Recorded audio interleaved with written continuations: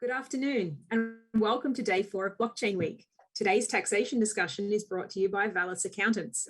We're joined by our moderator, Joni Pirovich. She's the principal at Blockchain and Digital Assets, and Joni will lead the discussion and introduce her fellow taxation specialists. Over to you, Joni.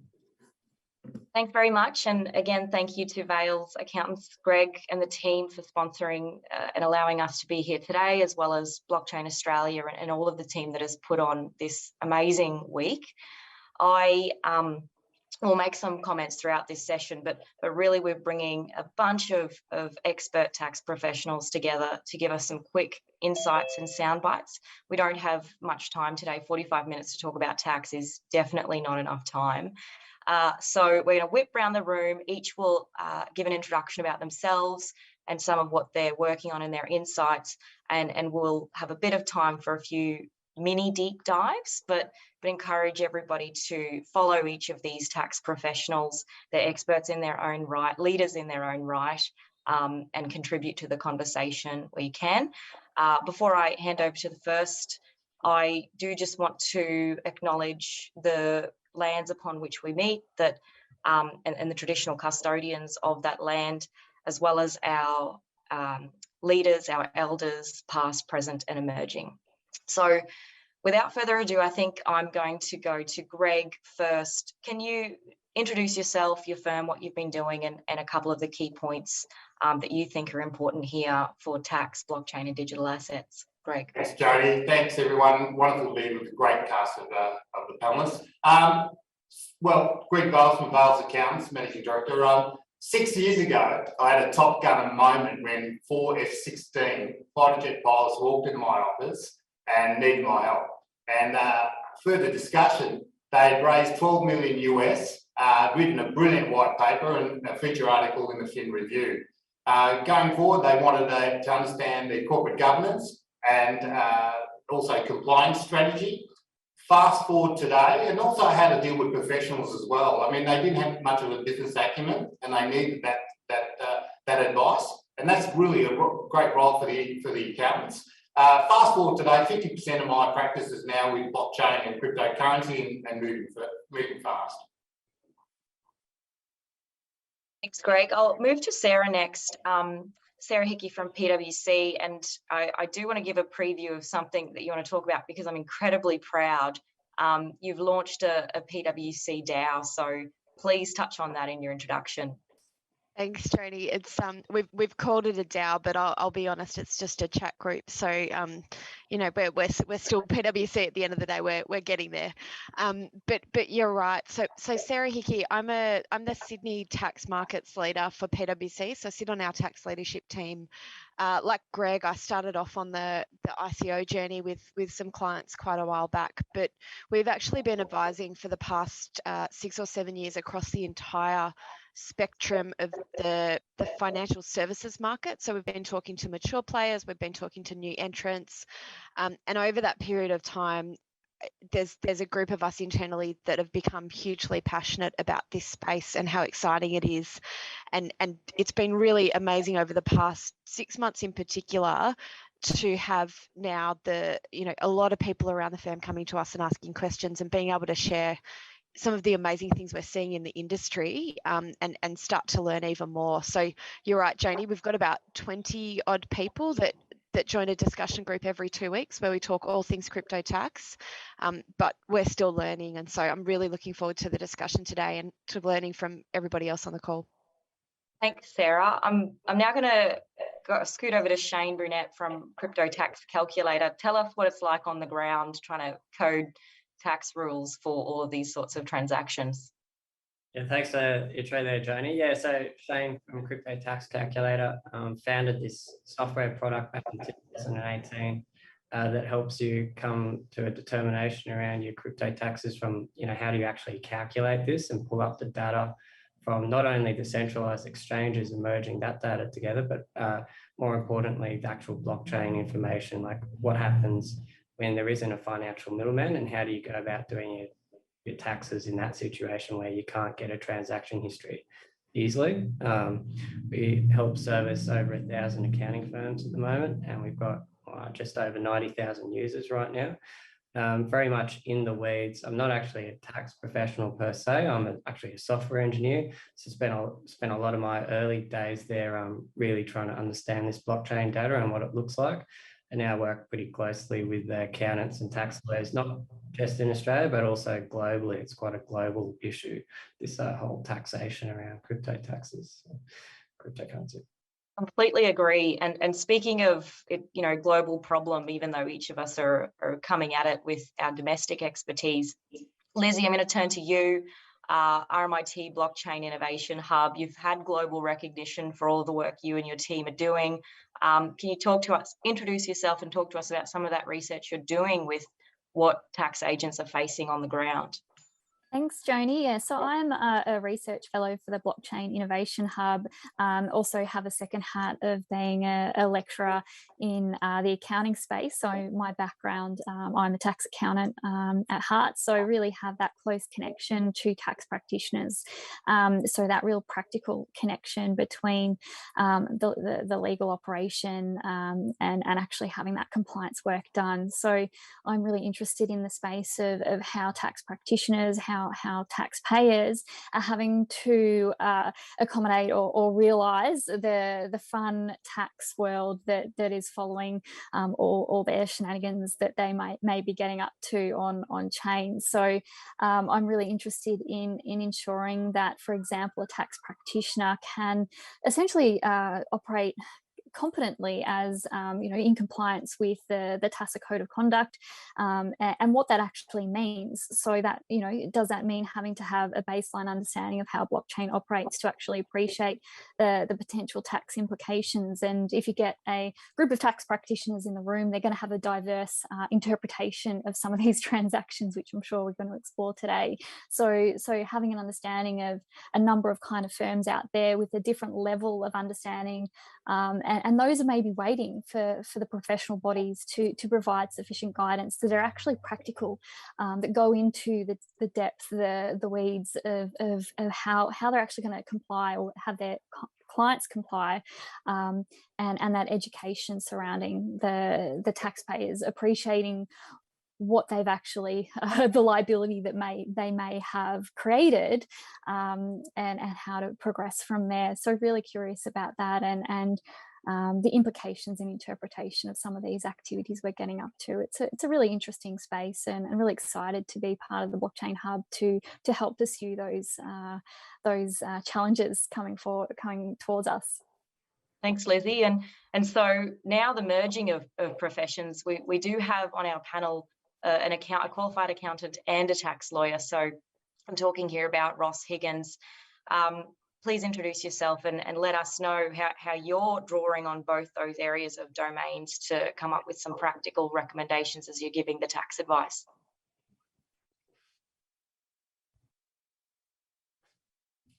I think you're on mute.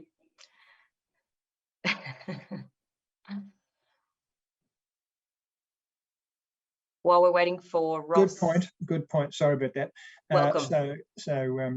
Yes, usually I have it off mute because I'm talking all the time, but thank you.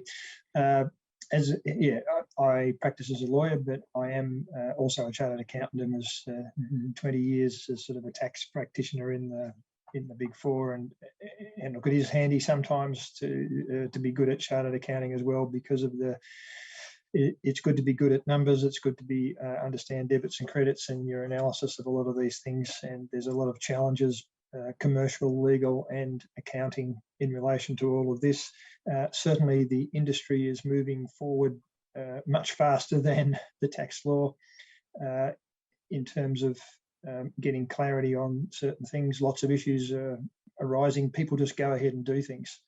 And I admire people that do that, but at the same time, some of them could be creating all sorts of problems with issuing things to the public and breaching, corporations law, getting themselves into all sorts of liabilities, including, fringe benefits tax without any understanding, by issuing, tokens to employees and things, and going ahead sometimes and doing things without proper structures in place, or even getting proper advice. So there's lots of risk areas for taxpayers. There's a need to heavily engage with the tax office and treasury and the policymakers. There seems to be certainly a reluctance or a sort of, you know, I don't want to criticise policymakers, but they do seem a little bit hesitant, and they are going a little bit slow, and they do seem a bit scared of this space because there is just so much foreign language and foreign concepts for them to grasp hold of. And sometimes, you know, we've discovered that even in putting in private binding rulings and trying to clarify, you know, things in relation to the blockchain and explaining it and all that is just very difficult, and very difficult to get a meeting of minds which allow us to go forward and perhaps get that clarity on the law. So yeah, lots of challenges, lots of traditional issues coming up, you know, just plain structuring and so forth, but lots of new issues. Thanks, Ross. And, you know, I think that people often think about tax later because it's the tax return that's due later. And so it's more often than not the tax practitioners that do get the facts of what have happened.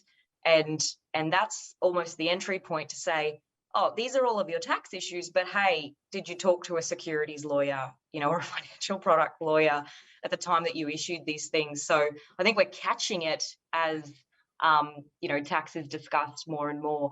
Now, Amanda, I'm going to throw over to you because I know that you've been dealing with a couple of these issues. Please introduce yourself. Thanks, Joni. Yeah, so I'm Amanda Kasakis. I'm a senior associate at King & Wood Mallesons.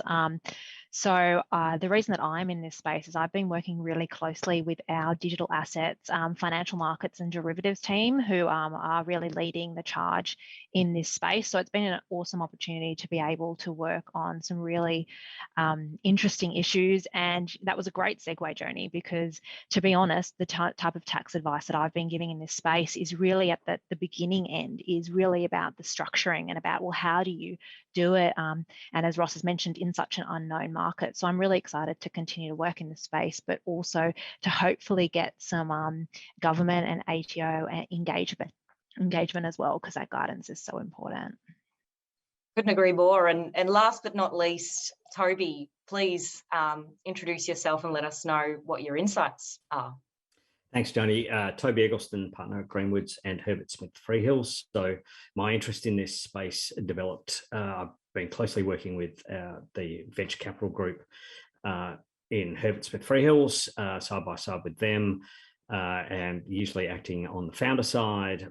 That led to introductions to founders who are doing ICOs during the ICO boom. And that just certainly piqued my interest. I think Lizzie mentioned that it's an interesting space. I think that's a massive understatement of the issues that are involved in tax. And it's even just basic issues as time of derivation and, you know, just compliance with GST.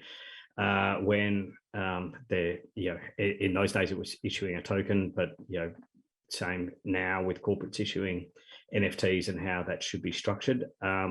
And following that, you know, we also act for a number of investment funds and the issues that are arising if they want to invest in crypto tokens. So, I mean, there's a massive amount to unpack. And in the half an hour we've got left, I'm not sure we're going to do it justice, but I'll hand back to you, Joni. Thank you. Well, we'll try. And actually it harks back to something that Sarah has been telling me for a while now, that, you know, whenever there's this juicy tax crypto issue, it's like us tax practitioners froth at the mouth because it's this new ground that we haven't applied the tax law to. So Sarah, with that said, I'm going to throw to you first. I know you're familiar with a paper that's just been published by Damien Lloyd. It goes into, you know, is the ATO guidance accurate really around Bitcoin as a form of property? Are we defining the property correctly? And can you just sort of summarize this in the context of your involvement with the very important Board of Tax Review?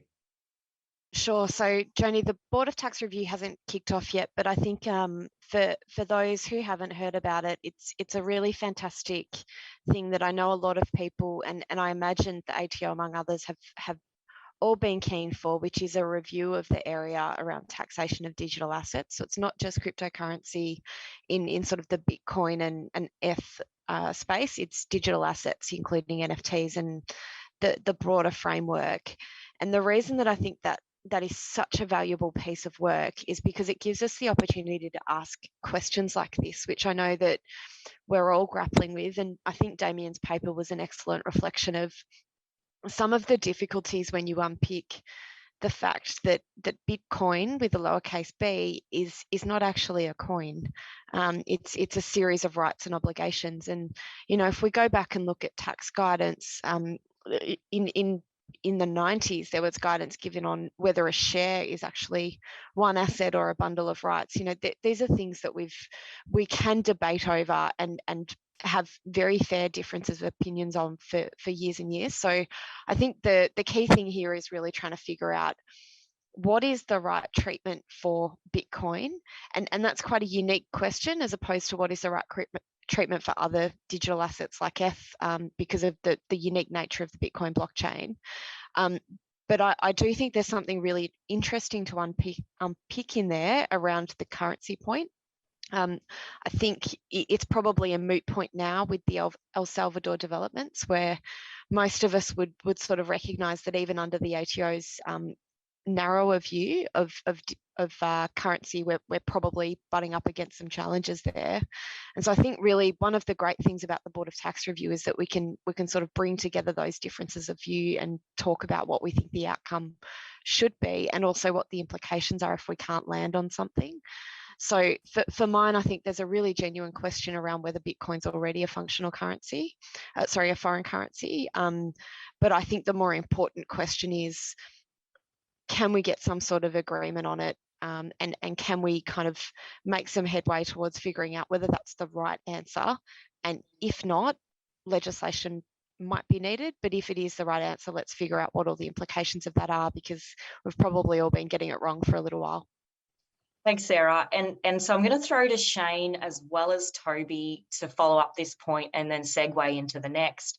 It's this concept that Shane's been talking about of actual versus abstract compliance, and, you know, helping all of these users of crypto tax software, even if they share that with their tax agents, make practical decisions, perhaps reasonably arguable tax decisions, because we are butting up against these tax compliance deadlines. And just to quickly recap those, you know, Australia, we have a 30 June tax year, you know, and DeFi summer and liquidity mining, it really just started at the end of FY21, but FY22 is that whole sort of income year where we're going to have to deal with yield farming and the multiple things that you can do in DeFi staking lending on steroids, sort of hybrid things.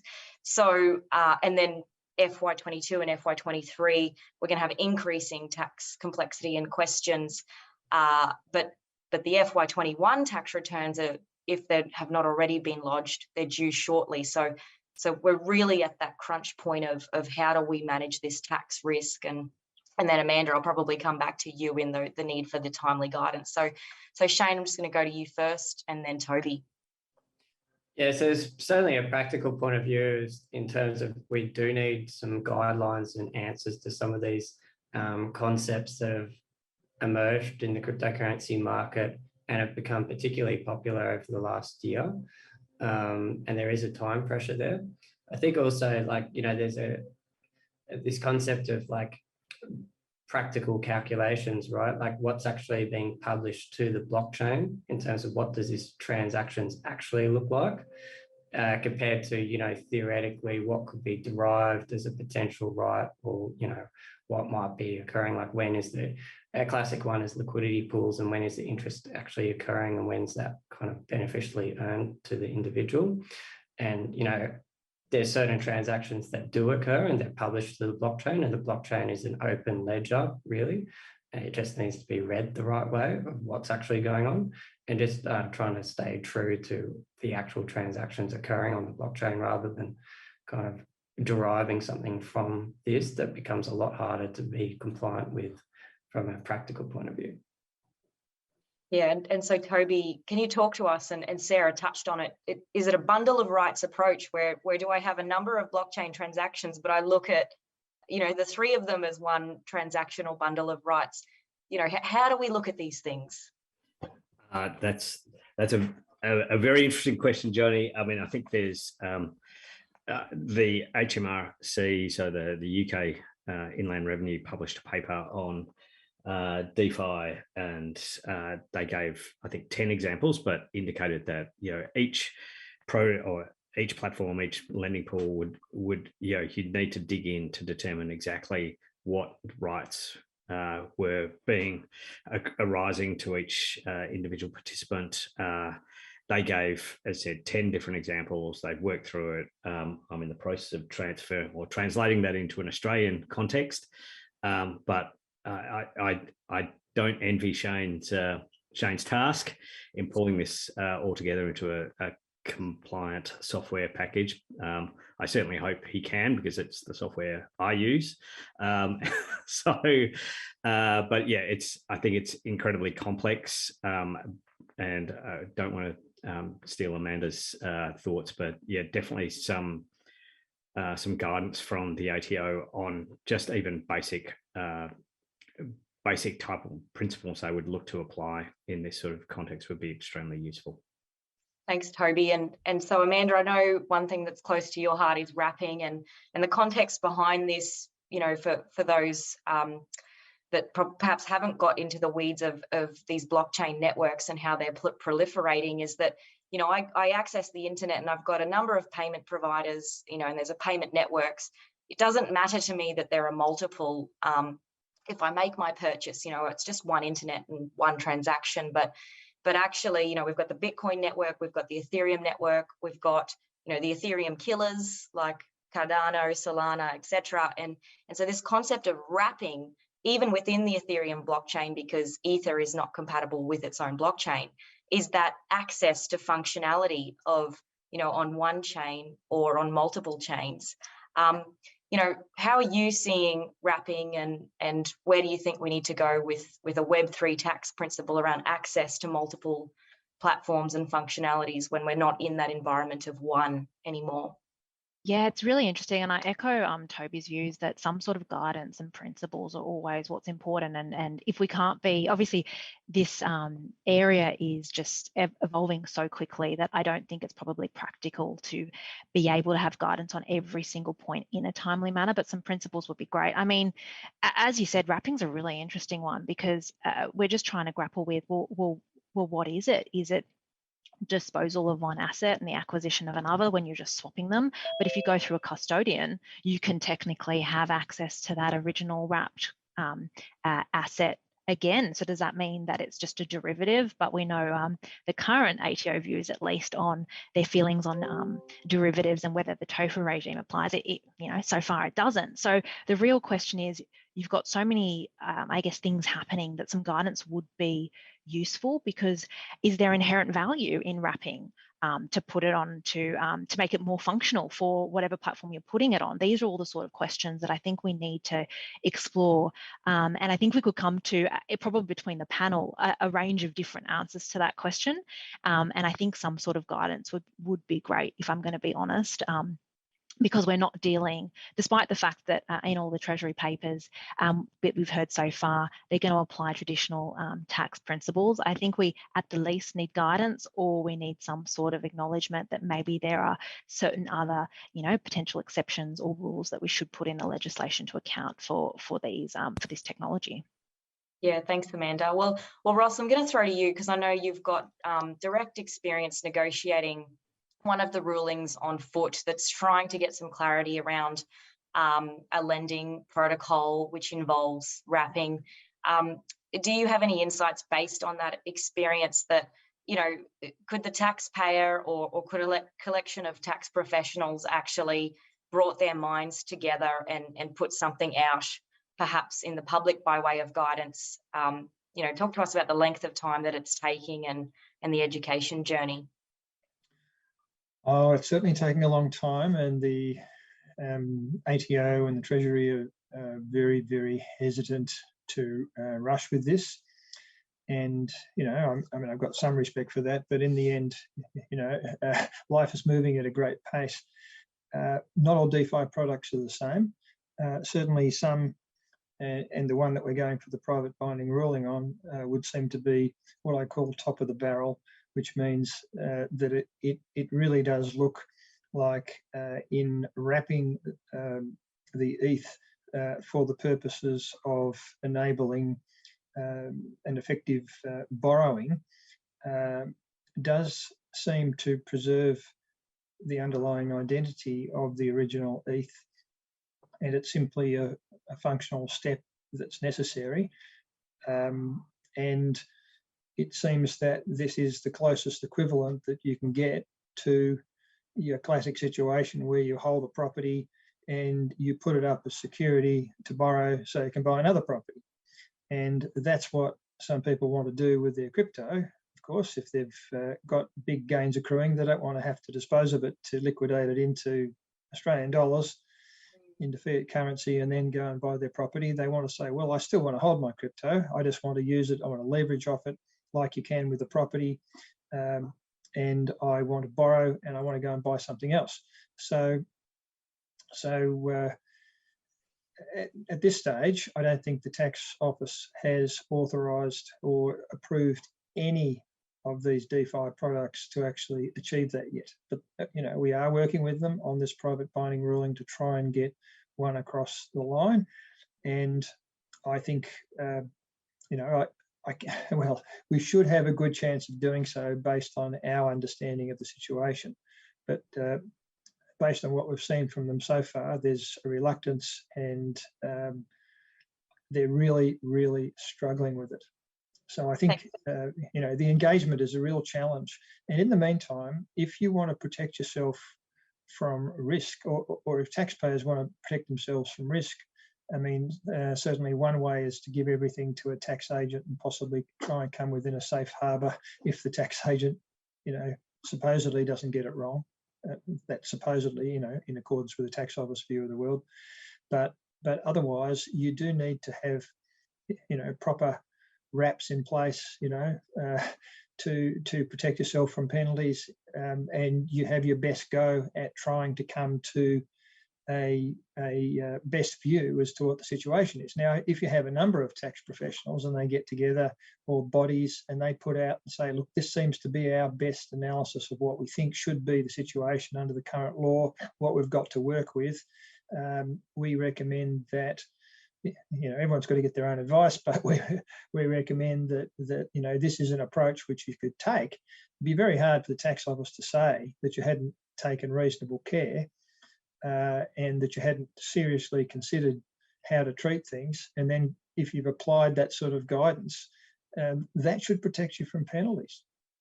Well, and to the non-tax literate listening in, a RAP is a reasonably arguable position paper. We love our acronyms, so thank you, Joni.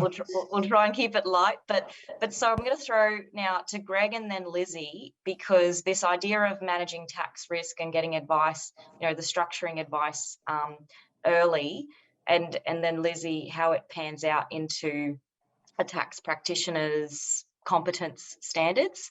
So Greg, what can we learn from talking to you first? I'm just going to reiterate what Ross said about, and about a year ago, about a year and a half ago, I was speaking to Ben Brown, who's the Executive Director at the ATO for blockchain. And we've been speaking, I've been advising, we've been having discussion. I can see the position they're at, because it's moving so fast. It's very hard for them to just nail it at the moment. And really the discussion with us was about getting what Ross said about a reasonably argued position, that we've taken duty of care. We get legal advice around it. We, at the end of the day, tax agents have to prepare it and have to make sure it's correct. We use some of Shane's products, but we also, there's maybe 12, 20, 30,000 transactions. You're going to have to minutiae away. We're dealing with the DeFi, the DAOs, the NFTs, everything.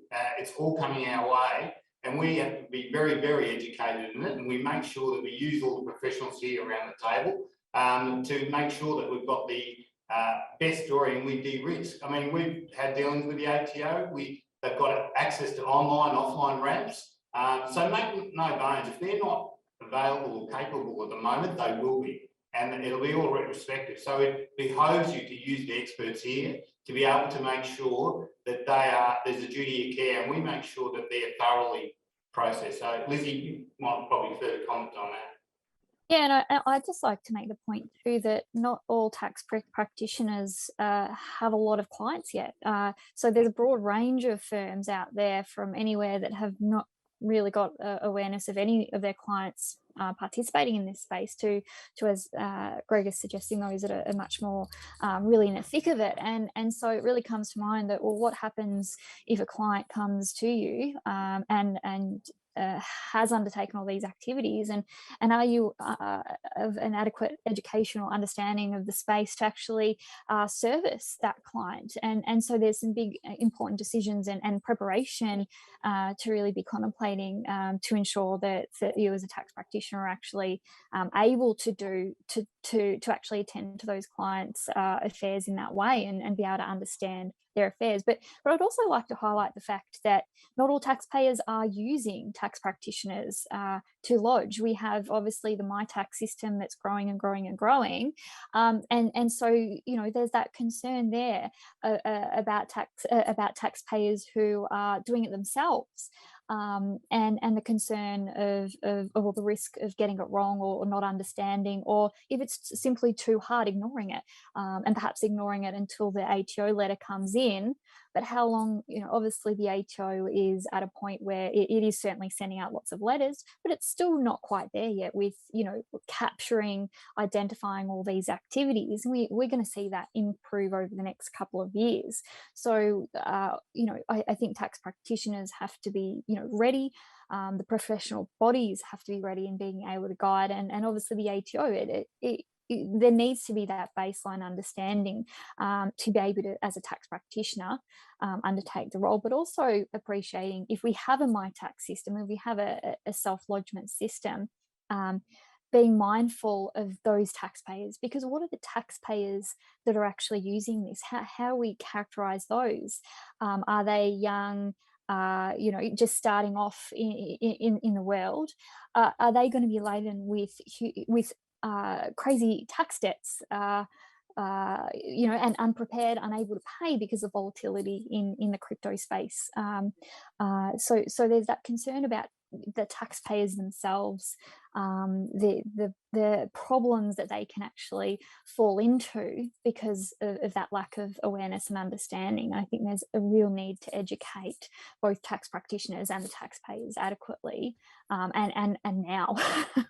No, you're right, because the language, it feels like products that we're familiar with. A loan, when I enter into a loan, I put up collateral. I'm not used to there being a disposal, or that's not what I'm used to. And then we enter into these DeFi products, or even CeFi, DeFi bridges, centralized finance to decentralized finance, that make it feel as if I'm depositing money in a bank account and getting interest, when it's more like a managed investment scheme product. And again, if we had proper disclosure, following up on what is perhaps misleading and deceptive, at the time that these things are issued, then perhaps the tax could have been corrected or communicated or got right from an earlier stage. But now we're in the position where there probably are some unfunded tax liabilities, and on the other side, some healthy tax gains upon which tax needs to be paid. And there's also the contemplation here of the play to earn GameFi space that overlays all over this, and who's playing the games. I know in previous conversations that we've had, it can be that 13-year-old, playing and earning all these various crypto assets, and then have the potential to, how do we deal with that? And I think that's such a critical space, that gaming side of this too, because it all looks fun. You don't look like you're necessarily doing hugely complicated lending arrangements, and so I think there's a real issue there with that gaming community, or particularly the younger gaming community here, that we need to be mindful of. Well, Amanda, now I think we've all seen the announcement this morning. ANZ, the first bank in the world to issue a fiat currency pegged stablecoin. And I mean, so again, taxpayers might feel like they're just dealing with currency, but you know, is this a derivative? Is it a facility through which there's a management of a financial product? So can you talk to, you know, are you looking out for the kinds of disclosure that ANZ is putting out to guide all of the rest of your clients and the market? What do you think? Yeah, it's really interesting. And there has been historically in this space much less attention given on the issuers as opposed to, you know, those who are actually, you know, buying into, you know, whatever platform or whatever token is being issued. And I think that that's a really big space that we need some guidance as well, because as you've rightly said, Joni, you know, how have you structured it? How have you structured the issuance? Can it be akin to a debt or an equity interest such that we actually know, we think as tax practitioners, we know what we're doing within the realms of the legislation? Or, you know, is it more these, which I'm seeing more and more with our clients, these utility tokens, which is really giving you a right to participate on a platform which actually might not even be established yet? And how do we characterize that from a tax perspective? And they're the things we're grappling with. I think what we're seeing, at least in my experience, and I'm sure the people on the panel would have different experiences, we're seeing a lot of people not knowing because of the unclear tax legislation what to do. So they're entering just into an equity arrangement or just a loan because that does feel easier. A lot of people are entering into, you know, say, so simple, I didn't want to say another acronym because I know how much we do like them, but a simple agreement for future equity plus some sort of token side letter to give you that token in the future. And how do you categorize that? There are different ways to categorize it depending on obviously what the issuer is doing, what they're doing it for, and what their business is. So I think, again, harping back to what most of us have said on this panel, guidance is really important, and definitely we're all keeping an eye out for not just ANZ but also who's the next one to issue tokens and stablecoins in this market. Well, and one of the other big topics is, of course, DAOs. DAOs are very precious to my heart. Sarah, I'm going to throw to you because I know you've got some recent experience here on, you know, multinational companies, centralized companies. They have equity, but, you know, how do we transition to a DAO? Do we change equity for tokens? Are we value shifting if we have perhaps the PwC DAO, you know, and then does it become separate at a certain point? I will disclaim that this conversation was not in the context of PwC. So, but Sarah, you know, what did you find from that experience? How much work do we have to go with our existing tax principles? Yeah, it's a great question, Joni, and it sort of links to some of the other topics that have come up as well, which is we've been talking about Australian tax, but really these are questions about cross-border tax, and that's where it gets really fascinating and really, really hard. And so, you know, when we think about a DAO, it's not created in a particular place necessarily, and it doesn't exist in a particular location. And the way that our tax law has been created is very bricks and mortar. So it's very much based on, okay, let's find the location of the taxpayer and let's designate the location of the transaction. And so our entire tax law is based around geography. And that makes sense, right? Because tax is all about which place in the world has the right to economically get a cut of your profit. When we talk about a DAO, we're in the complete opposite of a transaction taking place from one location or an entity being in one place or even representing one thing. And I think that's, you know, for anybody that's spent a bit of time on the various DAO discords or, you know, has sort of fallen down this rabbit hole, that's what's really great about them. But in terms of how do we bring that back and figure out a sensible tax system, there's two things. There's what can we do in Australia, and then there's what has to happen at an OECD or a global level. And I think if we just look at, well, what's achievable in Australia, in the short term, we need to be realistic that there's going to have to be some sort of deeming rules or some sort of guidance that looks to our existing principles and says, okay, well, what makes the most sense, noting that nothing is really going to fit because this is completely novel and at the right point is going to need its own set of laws and concepts. And so I think that the really interesting question is, well, what's the right deeming rules to apply to a DAO in terms of both its creation and in terms of the transactions that that it enters into, and then we have flow-on questions as well. So what's the role of a governance token in a DAO, and how do we reflect that properly? I think they're amazing questions. I don't have all the answers, but I know that there's going to be a great group of people trying to figure it out. Well, no, exactly. And I mean, you and Pete Collins and the team there are doing some incredible work as well. So I'm going to end on a very controversial question, but I know the market, it really wants this conversation to be had with all of the complexity that we're dealing with. And in all of my dealings with the ATO, they've been nothing but open-minded, receiving of the information. They're trying to work as quickly as they can with the resources that they have. So still credit to them as long as it's taking. I just want to throw it out there. Do we need some sort of simplified tax safe harbor period in which people are encouraged, innovators are encouraged to come forward to pay an amount of tax, or to work with a body that tries to get to a reasonable outcome while we're supporting innovation? I'm just going to ask for either a simple yes, no, or like a 10-second statement from around the room, and then we'll have to close. Greg.